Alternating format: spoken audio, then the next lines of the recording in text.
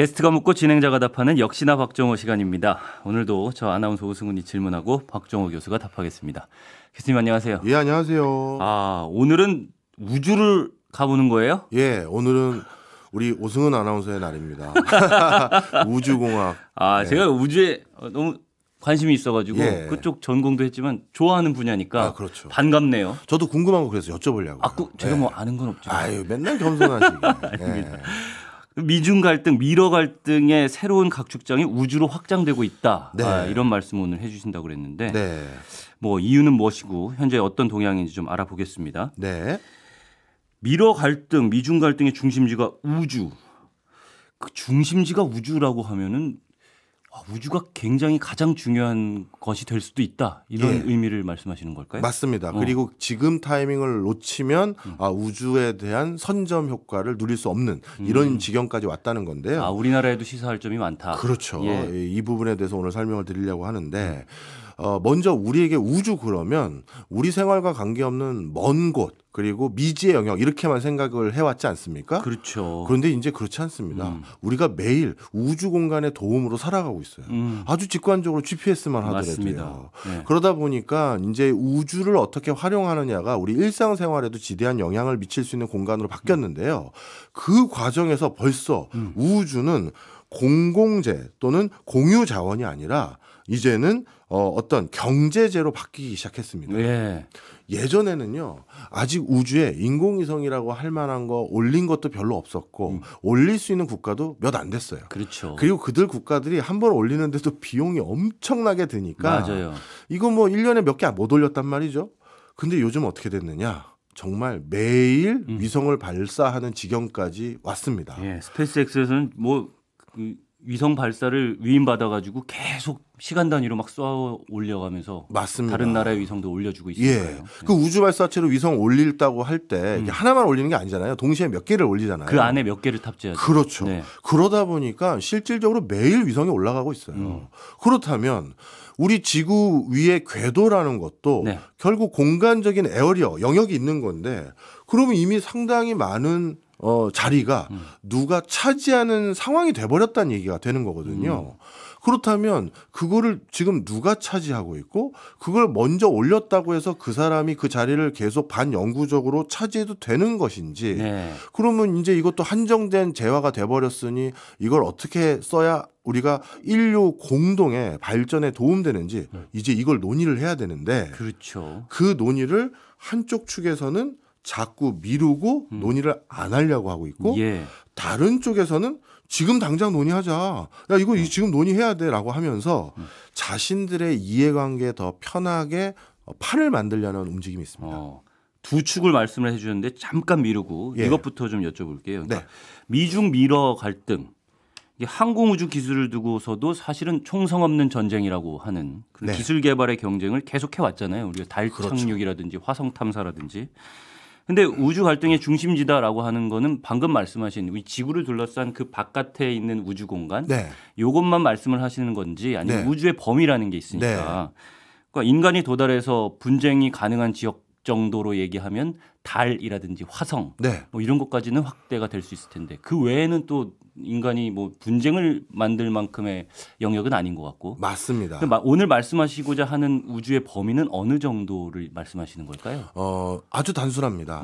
10년 안에 미국이 가시적인 성과를 달성할 수 있는 영역들에 대한 논쟁들이 있는 겁니다. 그러면은 예를 들어서 화성 정도까지는 그렇죠. 우리가 생각해 볼 수 있는 거네요. 예, 달에서 이제 미국은 뭔가 자원을 캐다가 나를 수 있는 경지까지 갈 거란 말이에요. 10년 안에는 그게 가능할 수 예. 있죠. 그럼 달에서 자원 캐는 건 왜 그게 누구 거냐 이거죠. 그렇죠. 캔 그 회사 거냐, 캔 나라 거냐? 아니다. 달에 있는 것도 결국 한정된 자원인데 그걸 한 국가의 이익으로 마음대로 갖다 캐서 쓰면 안 된다. 뭐 이런 논란이 있을 거 아니에요. 그 논란은 미국이 10년 안에 가능해졌으니 네. 그 논란이 생긴 거고요. 또 화성에 우주기지 만들고 거기 정착을 하겠다? 그러면 그렇게 거기 누가 가서 살아도 되는 거냐? 이런 것들에 대해서도 미국이 지금 가시적인 성과를 낼 수 있다 보니 반대쪽 대척점에 있는 국가들에 해당되는 러시아, 중국이 이거 그렇게 마음대로 하면 안 될 것 같은데요. 이렇게 얘기를 하기 시작한다는 거죠. 알겠습니다. 화성에 10년 안에 가서 살고 말고는 아직은 좀 먼 그렇죠. 이야기인 것 같지만 어쨌든 로봇 같은 경우 가서 살 수 있잖아요. 그렇죠. 사람이 아니라. 예. 네. 유인까지는 아니어도 그렇죠. 예, 무인 탐사선이 가는 건 가능하니까요. 경제적으로 봤을 때 네. 그러면 우주에 대한 선점 이거는 굉장히 중요한 이슈 같아요. 네. 예. 이 부분이 중요해질 텐데 이 선점을 두고서 누가 먼저 선점을 할 거냐? 그럼 국제규범에서 선점을 먼저 하더라도 개발권을 뭐 동시에 갖자, 나눠 갖자라든지 이런 국제규범을 만드는 게 지금 활발히 이루어지고 있다는 말씀이신 거죠? 네, 사실 활발히 이루어지게 하려는 나라가 있고 쪽과 예, 그렇지 않은 쪽이 있는 겁니다. 예. 설명을 좀 드릴게요. 이걸 설명드리려면 약간 이해를 좀 달리 도모하기 위해서 남극과 북극을 얘기하는 게 좀 편합니다. 예. 남극과 북극도 주인 없는 땅이잖아요. 그렇죠. 주인 없는 공간. 그런데 거기를 어떻게 활용하는지에 대한 방식이 전혀 다릅니다. 전혀 다르죠. 북극 같은 경우는 북극에 인접하고 있는 국가들, 이 북극 인접국이라고 해서 그 국가들이 북극 이사회를 만들어서 북극을 어떻게 활용하자에 대한 우선적인 결정권을 본인들이 행사하고 있어요. 예. 그 나라들은 우리가 다 아는 미국, 캐나다, 뭐 러시아, 그다음에 유럽의 일부 국가들이죠. 그런데 남극은 어떻게 됐느냐? 남극은 초창기에 남극 저희 겁니다라고 점유권을 주장하는 국가들이 있었죠. 당연히 남극 근처에 있는 국가들입니다. 네. 호주, 뉴질랜드, 칠레, 아르헨티나 그리고 영국 정도는 들어가 있어요. 근데 그들 국가들이 우리 선조들이 거기 가서 어업 활동했던 기록 여기 있다. 들고 막 오고 우리도 간간히 간다. 그러니 이건 우리 영해다. 우리 영토에 준하한다. 이런 거를 국제사회에 득하려고 했는데 근데 국제사회의 게임의 룰은 누가 정한다? 강대국이 정하죠. 그런데 미국과 그 당시 소련과 네. 중국 등등의 주요 이사국들은 자기네들은 남극과 너무 먼 위치에 있다 보니 뭔가 점유나 실질적인 영향력을 행사할 근거가 없는 거예요. 너희가 알아서 해라고 하기에는 아깝고. 그쪽이 너무 뭔가 자원도 있을 것 같고 그렇죠. 한데 뭐가 나올지 모르니까요. 네, 그러니까는 개입을 하고 싶었던 거죠. 그래서 어떻게 했다? 남극을 그런 식으로 쓰면 되겠니? 남극은 인류 공영의 발전을 위해 평화적이고 과학적으로 써야지 해서 흔히 말해서 퍼블릭 도메인이라고 하죠. 공공재로 완전히 네. 빠뜨려 버린 거예요. 공공 자원으로. 네. 그래서 모두가 그냥 평화적으로 같이 이용하자 해서 제일 먼저 들어와서 기지 지은 것 나라들 중에 당연히 미국, 러시아 뭐 이런 나라들이 있는 거죠. 네. 그렇게 해버린 거예요. 그러니까 쉽게 말해서 주인 없는 미지의 공간이라는 걸 어떤 식으로 활용하자라는 게임의 룰을 정할 때 앞서 남극과 북극을 가지고 비교를 해드린 것처럼 강대국이 자기네들의 뭐랄까요 유리하게 그 판을 정합니다. 그런데 그럼 우주는 어떤 상황이냐? 지금까지 우주에 인공위성을 올린 나라가 어느 나라고 우주를 어떻게 활용하고 있는지를 보면 약간 답을 찾을 수 있어요. 이미 좀 지배력을 강하게 행사하고 있는 나라들과 그렇죠. 그렇지 못한 나라들이 이미 구분되어 있다는 거죠. 예. 설명을 좀 드려보겠습니다. 지금까지 그러니까 1957년부터 2022년까지 네. 인공위성을 올린 전체 숫자를 유럽 우주국에서 조사를 했습니다. 예. ESA에서 조사를 했는데 그 숫자가 몇 개가 되냐 하면 전체 인공위성 지금까지 올린 숫자가 15,000개 정도 된대요. 예. 그 중에서 현재 가동하고 실제 임무를 수행하고 있는 게 약 7,000개가 좀 넘는다고 합니다. 현재 가동되고 있는 거죠. 그렇죠. 예, 절반 그러면 정도네요. 예. 절반 정도가 지금 가동 중인데 놀라운 건 이 예. 절반 중에 3,500기가 그럼 또 절반이네. 딱 한 회사가 올린 거죠. 예. 어디죠? 스타링크요. 일론 머스크. 예. 그러면 미국의 3,500기가 3,500개예요. 예. 미국의 한 회사가 3,500개의 절반을 올렸으면 예. 미국의 기상관측용 위성도 있을 거고 네. 군사 목적도 있을 거고 그럼요. 다른 목적도 있는 그 위성들까지 다 합치면 당연히 지금 가동 중인 위성의 과반수 훨씬 넘는 숫자는 당연히 미국 인공위성이라는 거예요. 예. 그렇다면 여기서 그 다음 질문이 나오죠. 예. 그럼 이 추세가 계속될 거냐라고 했었을 때 이 추세가 더 극명하게 더 벌어질 것 같아요. 왜? 지금 미국이 이렇게 단기간에 인공위성을 더 많이 올릴 수 있게 된 배경은 스페이스X가 우주 발사체를 재활용하면서 네. 그 비싼 물건을 재활용하게 되니까 하나 올리는데 비용이 엄청 줄어들었잖아요. 네. 그러다 보니 미국은 앞으로 인공위성을 훨씬 지금 추세보다 더 많이 올리게 됐고 그러면 중국과 러시아는 훨씬 상대적으로 적은 숫자를 올리게 되는 건데 예. 본인들도 나름 올리는 걸 더 많이 올리겠지만 상대적인 비율은 더 적어질 거잖아요. 약간 부익부 빈익빈처럼 벌어진다는 거죠. 그렇죠. 네. 그렇다면 결국 우주의 어떤 특정 공간에 대해서 미국이 지금 하나씩 점유를 하고 선정을 해가고 있는 거잖아요. 예. 그럼 중국과 러시아는 그거 막아야죠. 그리고 미국은 못 막고 자기가 일단 먼저 자유롭게 올려놓게끔 상황을 만들어야죠. 최대한. 바로 알겠습니다. 지금 이 싸움이 있는 거예요. 미국 쪽은 그러면 미국 입장에서는 네. 자유롭게 하자. 네. 이거를 우리가 공통적으로 규범을 만들어 가지고 하기보다는 네. 최대한 규범을 좀 미루자 이쪽인 네. 거고 예. 중국과 러시아는 이렇게 가면은 미국이 다 독점할 테니까 예. 빨리 우리가 규범을 정비해서 규범대로 하자 이렇게 예. 주장하고 있는 축이라는 거죠. 맞습니다. 알겠습니다. 예를 들어서요. 나중에 후발주자 누군가가 위성을 올리려고 합니다. 그러면 아주 쉬운 얘기로 그냥 뭐 워낙 그 지구 궤도라는 게 넓긴 하지만 예. 쉬운 얘기로 기존에 누군가 올려놓은 위성 자리를 피해서 그리고 주파수 간섭 현상까지 일어나면 안 되니까 또 일정 그 이격 거리를 둬야 된단 말이에요. 네. 그것까지 고려한 그 위치에만 올려야 되는 제약 조건이 더 생긴단 말이에요. 예. 이미 생기고 있죠. 그럼요. 네. 그러다가 만약에 어느 다른 나라 위성을 잘못해서 올리다가 부닥쳤어요. 그럼 손해배상까지 물어야 되는 상황이 생겨버리는 거거든요.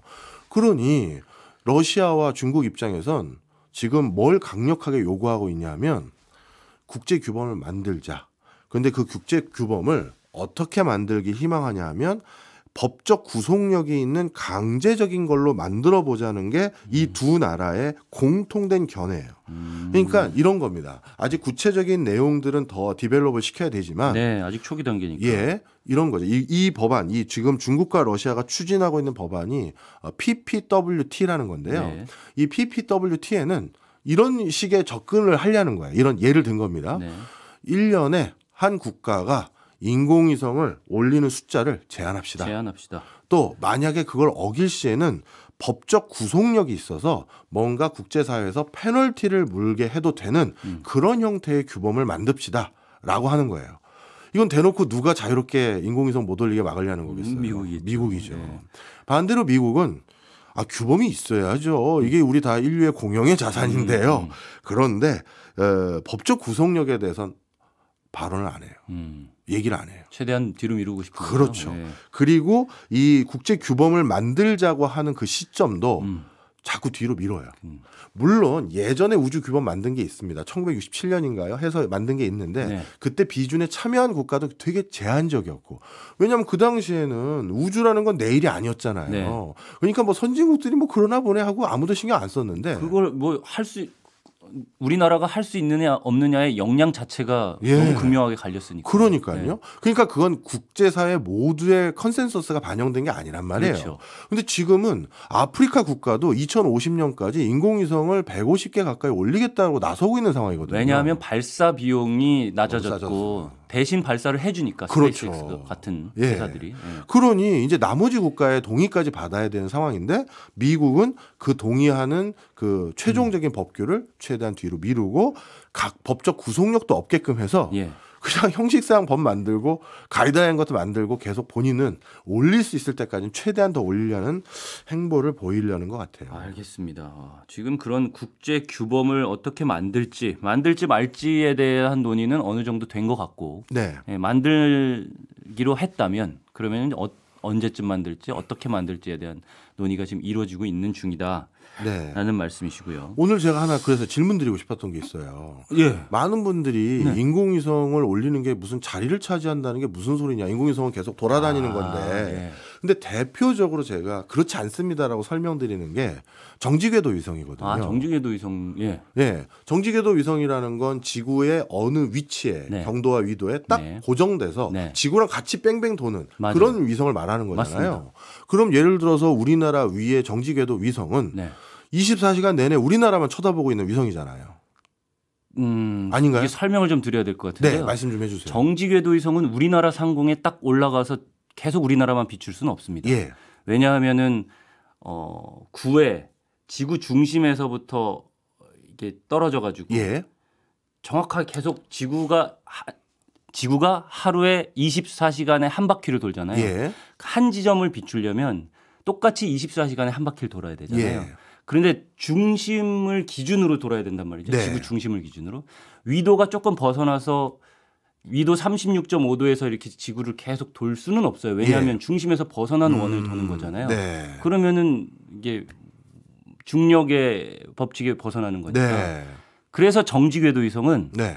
적도 상공에만 있습니다. 아. 예. 36,000km. 얘가 잘못됐네요. 적도 상공 위에는 고정돼 있는 거네요. 고정돼 있어요. 예. 딱 그 경도가 고정돼 있는 네. 거죠. 위도는 적도 상공에만 있어요. 예. 그래서 지구 전체를 비추는 거예요. 아. 예. 그 정지궤도 위성은 어차피 어느 위치에 자리를 잡으면 제가 말씀드린 대로 36,000km 상공에 있어야 되니까 예. 딱 그 높이에만 있어야 되니까 촘촘하게 있겠죠. 그 그렇군요. 고도에.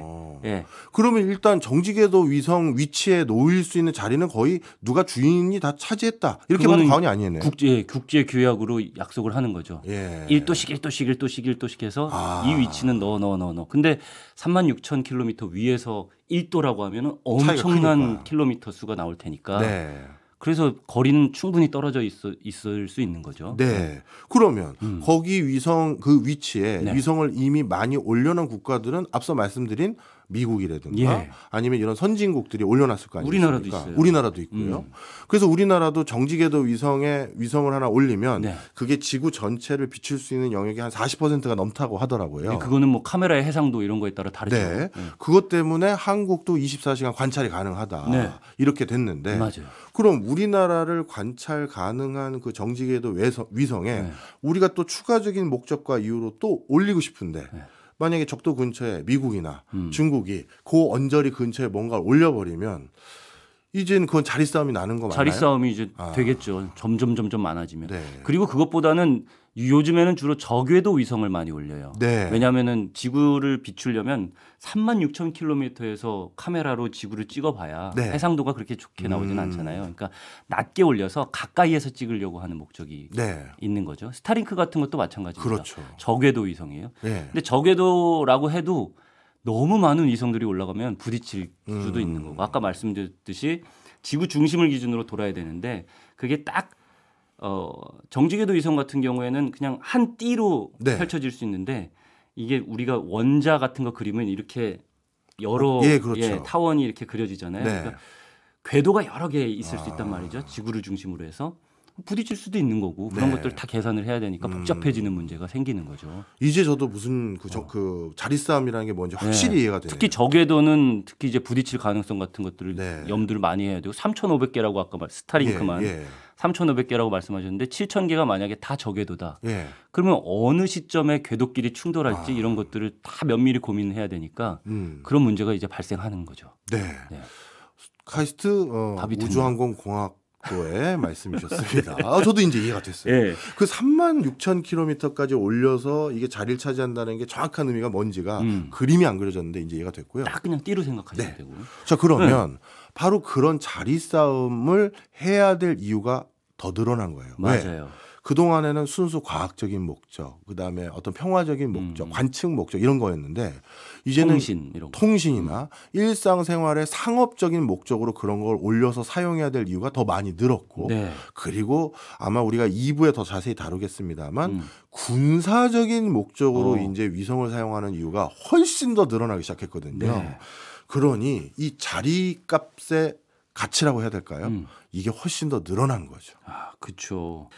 일부에서는 이제 우주 규범을 만드는 데 있어서 미국은 규범 자체를 좀 합의하는 것을 최대한 뒤로 미루려고 하고 있고 네. 왜냐하면 그대로 이제 시간이 지나면 이미 독점적 구조를 갖출 수 있으니까 그렇죠.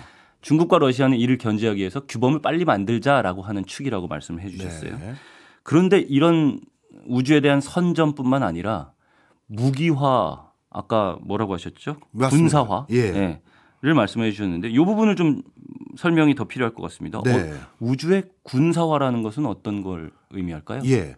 원래 우주에 뭔가 올릴 수 있는 기술들, 올려서 무언가 할 수 있는 그 기술들을 말 그대로 군사적인 목적으로 활용하는 겁니다. 아, 예를 들어서 우주에서 땅을 쳐다보거나 아니면 지구를 관측하는 여러 기술들을 아마 예전에는 기상 관측이라든가 천재지변을 확인한다든가 이런 목적으로 활용을 하려는 목적성이 더 많았을 거예요. 네. 근데 이거를 살짝 렌즈의 방향을 돌리거나 아니면 목적을 달리하면 상대방 국가의 군사 기밀을 관측하고 정찰하고 확인할 수 있는데 사용할 수가 있겠죠. 아, 그리고 상대방이 지금 무엇을 시도하고 있는지도 미리 알아서 조기 경보를 날씨 경보가 아니라 국가 안보 차원에서 정보를 날리는데도 도움이 될 수가 있는 거예요. 면밀히 관찰하길 원한다. 그렇죠. 예. 따라서 기존의 원래 우주의 평화적인 목적, 그다음에 상호 호혜적인 목적으로 사용하려고 했던 그 기술을 군사적인 목적으로 활용하는 걸 우주의 군사화라고 부르고요. 아, 반대로 우주의 무기화라고 하는 것은요. 예. 말 그대로 무기라는 것은 이제 이런 수비적이고 소극적인 활용이 아니라 공격도 하고 네. 방어를 하기 위해서 상대방의 물건에 손상을 가할 수 있는 그런 정도까지 우주 공간을 활용한다는 거거든요. 그러니까 이 두 개가 우주 공간을 활용하는 적극성과 태도가 전혀 다른 거죠. 그렇죠.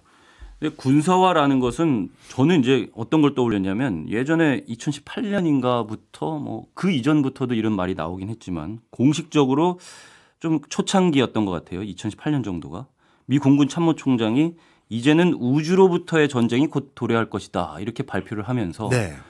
굉장히 좀 이슈가 됐던 적이 있어요. 네. 그래서 저는 우주로부터의 전쟁이라는 게 이제 말씀하신 무기화라는 쪽인가라고 생각을 했던 적이 있는데 네.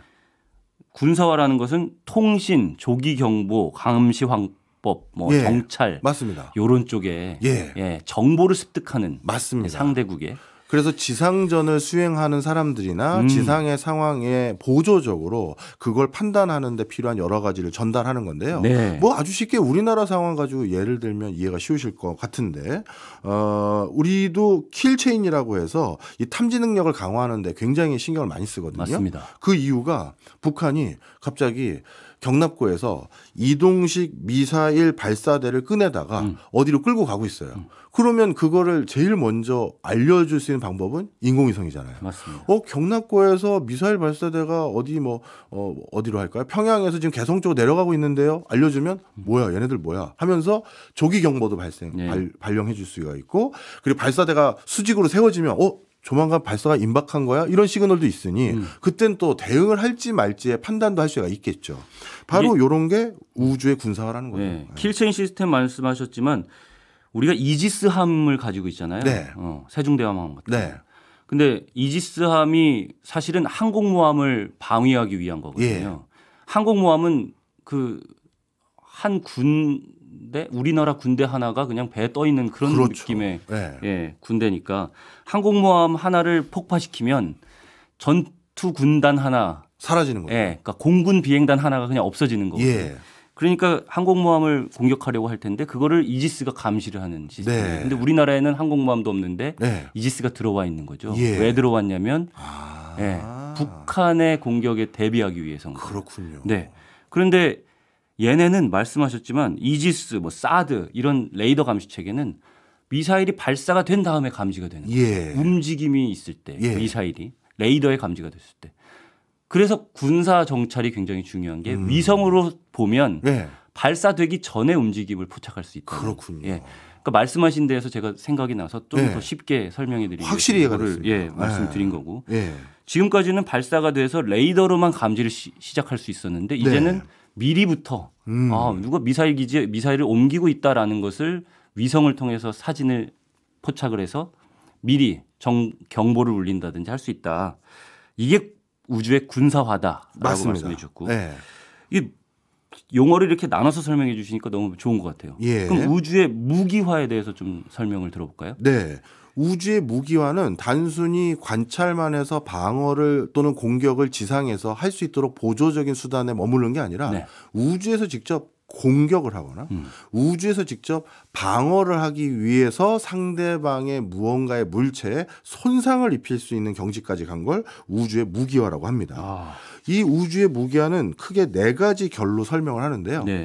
지상에서 지상으로 무기를 활용하는데 도움을 주거나 네. 지상에서 우주로 무기를 활용하거나 네. 우주 상에서 네. 서로 전투를 벌이거나 우주에서 지상으로 무기화가 가능한 이 4가지 범주가 있는데요. 하나씩 좀 설명을 드리겠습니다. 이게 지금 있는 무기 체계랑 비교를 하면 우리가 네. 공대지 미사일, 네. 지대지 미사일, 그런 느낌이죠. 지상에서 네. 지상으로, 네. 지상에서 공중으로, 네. 공대지, 공중에서 지상으로 요런 개념이랑 비슷한 거죠. 그렇죠. 예, 지대지, 지대우, 우대우, 우대지 뭐 이런 식으로 그렇네요. 우대우가 되겠네요. 예. 자, 가장 먼저 그 쉽게 이해할 수 있는 것부터 하나씩 말씀을 드리면 네. 일단 지상에서 지상으로 전개되는 것들의 대표적인 게 바로 대륙간 탄도 미사일이에요. 그렇죠. ICBM. 네, ICBM은 땅 위에서 쏴가지고 우주로 올라갔다가 그다음에 다시 어떤 대기권으로 목표물로 내려오잖아요. 네. 그런데 이때 인공위성의 도움을 못 받으면 정확한 관역에 못 맞출 가능성이 많아요. 그건 더 잘하실 거라고 봅니다. 네. 왜냐하면 처음에 항법 장치로 위치를 설정했지만 네. 오차가 원거리니까 생기잖아요. 맞아요. 그러다 보니 원래 우리는 정확히 뭐 예를 들어서 서울 여의도의 국회의사당을 타격하려고 했는데 정작 멀리서 오다 보면 거기서 살짝 비껴가서 뭐 공덕 5월이나 다른 데 떨어질 수도 있는 맞아요. 거거든요.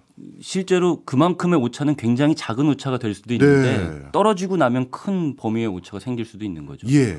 그래서 그 오차를 줄이기 위해서 인공위성에서 계속 튜닝을 해주는 거예요. 맞아요. 벌어질 때마다. 맞습니다.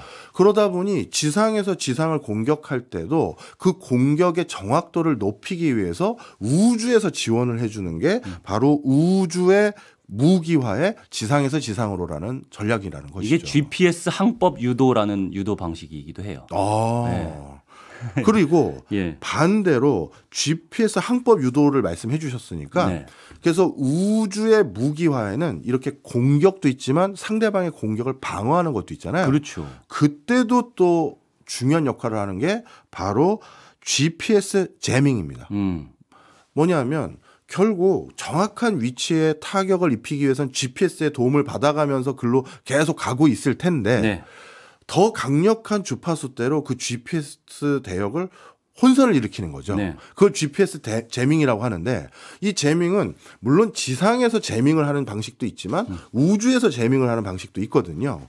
그래서 상대방의 대륙간 탄도미사일이 우리 쪽 어디로 날아올 때 그게 목표 지점에서 완전히 이탈해서 완전히 엉뚱한 데로 떨어지게 만든다든가 하는 이런 방어 기술도 네. 이 지상에서 지상으로의 우주의 무기화의 전략 중에 하나는 약간 해킹 같은 거네요. 맞습니다. 네. 근데 예전에도 이런 게 있습니다. 그러니까 네. 이미 미국이 갖춰놓은 방어 시스템인데 네. 스타워즈 계획이라는 게 1983년에 수립이 돼서 지금 방어 체계를 갖춘 거예요. 왜냐하면은 적국의 핵 미사일을 요격을 해야 될 거 아니에요. 예. ICBM이 이렇게 날라온다고 했을 때 레이건 대통령 때 이 스타워즈 계획이라고 해서 적군의 미사일이 대기권을 지나서 위로 네. 올라갔다가 다시 내려오는 경우에 예. 요거는 너무 피해가 클 수 있으니까 이걸 격추시키는 방법을 고안을 해라. 예. 해서 만든 게 사드 같은 네. 방어 체계들이 만들어진 거거든요. 예. 예. 그래서 어쨌든 지금 갖춰진 게 그런 시스템이 이미 있는데 네. 지금 말씀하신 거는 아예 저쪽의 무기를 우리 쪽의 타격을 정확하게 타격 지점으로 떨어지지 않게 하기 위해서 예. 요격하는 게 아니라 아예 예. 혼선을 혼선을 준다거나 예. 다른 곳으로 날아가게 한다거나 예. 이런 방식을 맞습니다. 시도하고 있다. 그걸 GPS 제밍이라고 그러더라고요. 예. 아예 다른 방식이에요. 예. 네. 그리고 방금 우리 오승훈 아나운서께서 말씀해 주신 거는 분류 체계상 뭐 이건 저희 문과가 분류하는 거니까요. 네. 과학자가 아니라 지상에서의 우주 공격으로 분류되기도 합니다. 설명을 좀 드리면요. 네. 이미 2008년 2월 달에 미국의 이지스함에서 SM-3라는 미사일을 발사해서 네. 자국의 정찰 위성인 USA 193을 격추시킨 적이 있어요. 맞습니다. 예. 네. 이거는 지상에서 우주에 있는 인공위성을 인공위성. 격추시킨 거잖아요. 그러니까 아까 말씀 주신 것처럼 대기권 밖으로 일단 가면 이건 우주라고 봐야 되니 네. 그 우주 밖에 있는 무언가를 격추하는 거니까 이거는 지상에서 지상으로 분류하는 게 아니라 우리들은 지상에서 우주로 분류하는 방식인 거죠. 공대우도 있어요. 공대우. 1985년에 네. 미국 F-15 전투기가 네. 미사일로 자국의 인공위성을 이미 파괴한 적이 한 번 있었어요. 그렇군요. 네. 그거는 공대우네요. 그렇네요. 바로 이렇게 지상이나 지상 바로 있는 공중에서 우주에 있는 무엇인가 상대 국가의 인공위성을 요격하거나 네. 상대 국가의 우주 발사체를 요격하기 위한 시스템이 이미 실험에 성공한 적이 있고 그래서 이런 것들을 이미 기술력으로 가지고 있고요. 지금 개발하고 있는 범주는 네. 미사일로 그런 어떤 물건을 피사체를 요격해서 제거하는 게 아니라 레이저와 고출력 마이크로파로 이거를 격추시키는 네. 요거를 지금 개발을 하고 있는 상황입니다. 레이저 무기 같은 경우에는 굉장히 각광을 받고 있는 이유가 우리가 미사일을 쏘면은 물리적으로 날아가는 시간도 걸리고 예. 그다음에 그 뭐라 그럴까요? 목표물을 탐지해 가지고 그걸 계속 유지하고 있는 게 움직이는 목표물이라고 하면 그것도 기술이 또 필요한 건데 빛 같은 경우에는 그게 고출력이라는 뭐 좀 필요한 요소들이 있지만 어쨌든 조준하자마자 맞는 게 빛이잖아요. 빛은 그냥 빛의 속도로 가니까요. 그 순간 딱 조준을 하면 그대로 그냥 명중인 거거든요. 그래서 레이저 무기가 굉장히 각광을 받고 있고 미국에서는 굉장히 높은 수준에 올라와 있다라고는 합니다. 네, 우주에서는 레이저를 사용하면 지상에서 레이저를 사용했을 때보다 효과가 더 큽니까? 효과는 비슷할 것 같은데요. 지상에서는 어쨌든 대기로 인한 뭐 산란이라든지 이런 문제가 발생할 수 있을 텐데 우주에서 우주로 쏘는 경우에는 그렇네요. 대기 같은 게 없기 때문에 빛의 직진에 있어서 훨씬 유리하긴 하겠죠. 네, 이해했습니다. 그것도.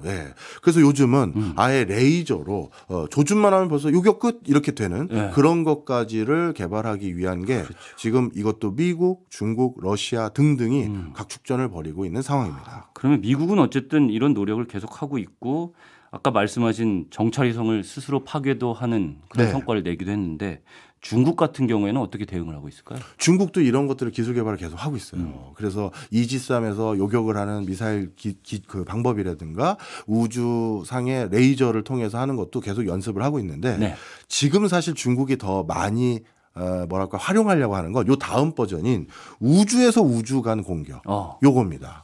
이건 간단히 말씀드리면 우주 궤도를 돌고 있는 위성을 사용해서 상대 국가의 위성을 공격하는 거예요. 그 여기서 공격하는 방법은 두 가지입니다. 아주 전통적이고 아주 투박한 방법. 물리적인 공격. 부닥치는 거예요. 이거는 실제 러시아의 경우에 있었습니다. 그래서 알려지기로는 부닥치는 거야? 그러니까 뭐 이렇게 충격을 주는 거죠. 뭘 근처에서 발사를 하든지 그냥 부닥치든지. 그래서 소련 같은 경우에 저는 1975년 찾아보니까 알마즈 프로젝트라는 프로젝트가 있었는데 지금까지 유일하게 우주에서 발사된 최초의 무기였다고 해요. 23mm 기관포가 장착이 돼서 인공위성에 발사 실험을 했다고 하더라고요. 75년에 이미. 75년에. 지금은 위성 옆에 예를 들어서 예를 들면 기관포 같은 거 기관포도 있지만 레이저포 큰 이만한 무슨 쇠봉 같은 게 그냥 그걸 지나가도록 하면서 부닥쳐 버리는 것도 생각을 한다는 거예요. 그럼 우주 공간에서는 내게 다른 사람을 치면 같이 망가지는 거죠. 나도 그렇죠. 그러니까 그거는 자폭용인 거예요. 어차피 이거는 기능이 그걸로만 만들면 저비용을 만들 수가 있잖아요. 그런 장점이 또 있는 거죠. 그냥 돌 던지는 거랑 비슷한 느낌이네요. 그렇네요. 그래서 이렇게 물리적인 타격을 기관포든 아니면 직접 부닥치든 이런 것들에 대해서 중국이 관심이 굉장히 많고요. 그다음에 레이저나 또 고주파 요거를 통해서 위성에서 위성을 직접 타격하는 이거에 대해서 직접 지금 연구 개발을 많이 하고 있고요. 그다음에 요즘 중국에서 가장 이게 대안인 것 같다. 궁극적으로 이 방법이 제일 나을 것 같은데 하는 게 뭐냐 하면 로봇입니다. 로봇. 사실 지금도 우주 공간에서는 인공위성을 수리하거나 위험천만한 일을 하게 될 때 로봇이 수행하는 역할이 꽤 많이 있거든요. 그런데 그 로봇을 우리 인공위성을 수리하고 유지보수하는 데 사용할 게 아니라 바로 지나가는 옆에 인공위성을 향해 로봇을 보내서 그 로봇이 그 인공위성에 타격 주고 네. 돌아오거나 같이 그냥 날아가 버리든지 그거에 대해서 지금 관심도가 높은 상황이에요. 이런 거는 어디에서 찾으십니까? 각 국가의 기밀 문서들이 시간이 지나면 공개되기도 하고 예. 반대쪽의 정책연구소에서 그걸 어떻게든 찾아내서 저쪽에서 지금 이런 걸 하려고 한다라고 이슈몰이를 합니다. 그렇게 하면 우리 자국 내에는 국방 관련한 예산이 증액되거나 네. 우주 관련한 예산이 증액되는 근거로 활용될 수가 있잖아요. 그래서 그런 것들이 가끔 반대쪽 진영에서 공개됐을 때 그 공개된 자료들을 수집을 하죠. 뭐 백서라든지 무슨 전략 계획이라든지 그렇죠. 이런 것들이요. 네. 거기에 그러면 명시가 된 내용들이라는 말씀이죠. 그렇습니다. 로봇을 네. 이용한 것도. 네. 네. 알겠습니다. 중국도 어쨌든 계속해서 대응을 하고 있는 것 같고. 네. 예. 그리고 마지막입니다. 네. 우주에서 지상을 공격하는 방식인데요. 네. 이거는 닉네임이 있더라고요. 쇠망치 전략인가 뭐 이렇게 부르던데 중국은 좀 약간 좀 무식한 방법인가요? 그런 네이밍을 하긴 네. 하더라고요. 아니 근데 이건 쇠망치 전략. 이건 미국도 같이 합니다. 직관적인 방식. 예. 그러니까 예. 엄청 무거운 물체를 지상으로 떨어뜨리면 이거는 엄청난 폭발력을 발휘하는 거잖아요. 네, 그렇죠. 네. 예, 우리 운석 하나 떨어져도 뭐 엄청난 면적의 피해가 있으니까요. 예. 그래서 인공위성 궤도에서 무거운 물체를 운동 에너지를 이용해서 떨어뜨려서 그걸 마치 폭탄처럼 활용하는. 그렇죠. 이게 바로 우주에서 지상을 공격하는 방식으로 꼭 거기에 폭탄을 달아서 폭탄을 던지지 않더라도 이런 방법도 지금 같이 연구 중에 있습니다. 1m짜리 운석이 지름 1m짜리 떨어지면 네. 뭐 엄청난 면적이 그냥 그 정도면 뭐 서울 하니까요. 면적이 얼마가 없어지고 막 그런 정도인가요? 예, 저도 정확하게는 모르겠지만 엄청난 면적이 날아갈 거예요. 그러니까 그걸 위에서 폭탄을 쏘듯이 그냥 쇠구슬 큰 거를 폭탄을 쏘듯이 엄청나게 빠른 속도로 내리기만 해도 그게 마치 폭탄이 떨어진 된다. 것처럼 그런 효과를 나타낼 수 있을 거라는 생각이 듭니다. 지금 그래서 어차피 킬로그램당 우주로 올리는 비용이 어마어마하게 저렴해졌잖아요. 네. 바로 그런 맥락에서 이런 우주에서 지상을 공격하는 그런 방식을 굉장히 빠르게 지금 준비를 하고 있는 거예요. 중국은 뭐 우주 개발에 열을 올리고 있는 거는 워낙에 많이 알려진 사실이니까요. 네. 러시아로 가볼까요? 러시아 같은 경우에는 아까 제가 알마즈 프로젝트도 잠깐 언급을 하긴 했지만 솔직히 오늘은 제가 러시아를 많이 여쭤보려고 한 게 러시아의 우주 계획과 네. 우주의 군사와 우주의 무기화 또는 우주 개발의 발달 속도를 좀 보고서들을 많이 러시아 걸 보기도 하고 예. 번역된 것도 보고 막 봤는데 그러셨어요. 네. 놀라운 게 이 예산에 어떻게 그리고 이 인력에 어떻게 도저히 납득이 안 가는 거예요. 얘네들은 뭐 다 슈퍼 천재들이야? 아니 어떻게 미국에 비해서 이렇게 일천한 인력과 일천한 비용으로 여기까지 어떻게 왔지가 궁금하더라고요. 지금도 부족한 예산 쪽에서 우주 개발을 박차를 가하고 있는데 네. 걔네는 저력이 뭡니까? 워낙에 일찍부터 시작한 노하우가 아닐까 하는 생각이 들어요. 뭐 일찍해서. 저도 정확한 진단을 내릴 수는 없겠지만 네. 저는 그렇게 생각합니다. 왜냐하면 가장 먼저 인공위성을 쏘아 올린 것도 스푸트니크 1호 예. 러시아죠. 네. 그다음에 유인은 아니지만 예. 생명체를 우주 대기권 밖으로 처음으로 올린 것도 강아지 라이카인가? 라이카 맞습니다. 러시아죠. 예. 미국이 계속 뒤처지다 보니까 이제 열받아서 한꺼번에 그럼 우린 한 번에 달러 가겠다라고 세운 게 아폴로 계획이거든요. 네. 그러니까 이미 10년, 20년을 계속 러시아에 지고 있었던 거예요. 북소련에. 예. 그러니까 미국이 그렇게 단번에 하는 방법밖에는 단번에 가는 방법밖에는 소련을 이길 수가 없다라고 판단을 할 정도로 예. 소련이 워낙에 앞서 있었기 때문에 그 일찍부터 시작해서 쌓아온 노하우가 계속해서 전수가 되는 거죠. 근데 재밌는 얘기를 하나 해드리면 우리나라 이제 나로호를 발사할 때 러시아가 액체 엔진을 우리 쪽에 기술을 전수해 줬잖아요. 그렇죠. 근데 지금은 첨단 시스템이 다 옛날처럼 기계식으로 이루어지는 게 아니라 전자식의 시스템을 다 도입을 하니까 러시아가 그때 우리에게 기술을 전수해 주겠다고 적극적으로 나선 이유는 실제 지금 통용되는 이런 전자식 시스템의 기술이 아니고 예전의 기술은 가지고 있는데 쏘아 올릴 만한 엔진은 기술은 있는데 그걸 지금 시스템이랑 접목시키기가 본인들은 그 노하우는 없으니까 오히려 한국에서 그 노하우를 배워가려고 한 것 아니냐 하는 이야기들도 있더라고요. 네. 이게 정확한 정설인지 모르겠지만 맞는 것 같아요. 네. 왜냐하면 나로와 관련된 여러 프로젝트에 러시아와 MOU 같은 걸 체결한 문서 있지 않습니까? 예. 거기 네 번째 조항이 정보통신과 관련된 전자기 방식은 한국과 러시아가 상호 교류한다고 명시되어 있습니다. 아, 그렇습니까? 네. 예, 그러니까요. 그러니까 이런 전자통신 같은 것들은 러시아가 좀 뒤처져 있는데 네.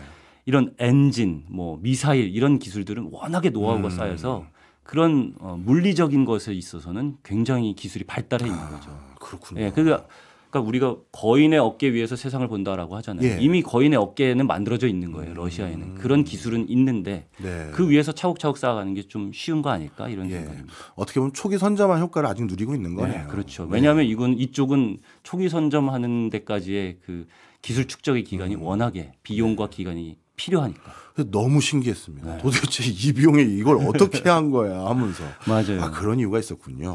제 진단입니다. 네, 아니 그래도 맞는 것 같습니다. 하여튼 지금 러시아도 뭐 중국이나 미국만큼 뭐 물량 공세를 하는 건 아니지만 계속해서 우주와 관련된 것을 진화 발전을 시키고 있고요. 뭐 오늘 시간 관계상 다 못하면 다음에 또 하면 되긴 하니까 네네. 아직 말씀을 드리면 전 세계에서 최초로 우주군을 창설한 거는 러시아였더라고요. 맞아요. 예, 그러다가 예산이 부족해서 다른 군제에 다시 편제를 해버려서 합쳐버려서 지금은 없는 것처럼 보였지만 세계 최초의 우주군 창설은 러시아였고 미국 같은 경우는 트럼프 대통령이 지난 1기 때 네. 국가우주위원회를 부활시켰고 그때 우주군을 창설해서 미국이 6개 군제 체제를 가동하게 된 거거든요. 네. 육해공에다가 해병대, 해안경비대 그리고 마지막이 우주군이 된 건데요.